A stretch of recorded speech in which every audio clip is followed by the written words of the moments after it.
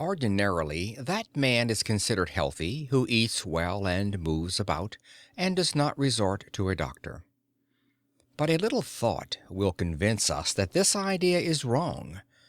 There are many cases of men being diseased in spite of their eating well and freely moving about. They are under the delusion that they are healthy simply because they are too indifferent to think about the matter.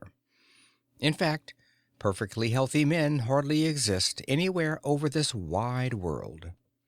As has been said, only that man can be said to be really healthy who has a sound mind in a sound body.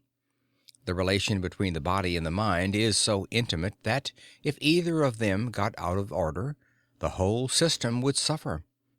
Let us take the analogy of the rose flower.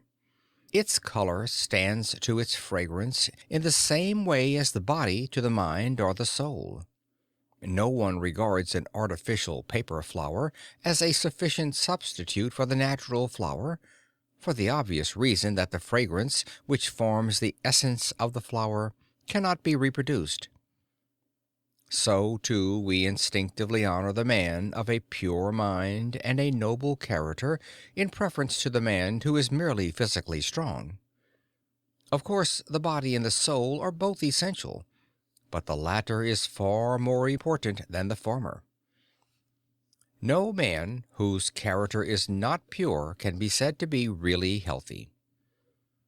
The body which contains a diseased mind can never be anything but diseased.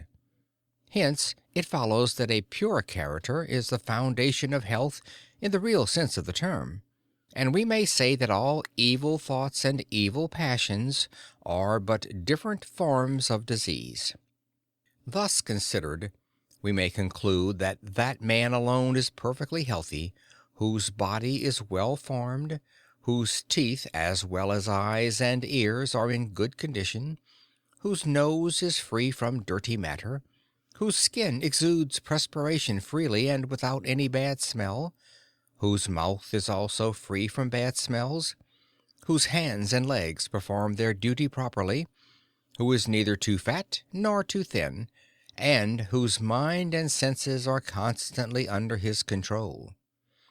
As has already been said, it is very hard to gain such health, but it is harder still to retain it when once it has been acquired.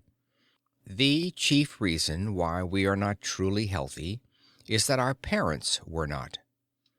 An eminent writer has said that, if the parents are in perfectly good condition, their children would certainly be superior to them in all respects.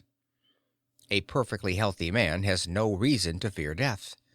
Our terrible fear of death shows that we are far from being so healthy. It is, however, the clear duty of all of us to strive for perfect health. We will therefore proceed to consider in the following pages how such health can be attained, and how, when once attained, it can also be retained forever. End of chapter 1.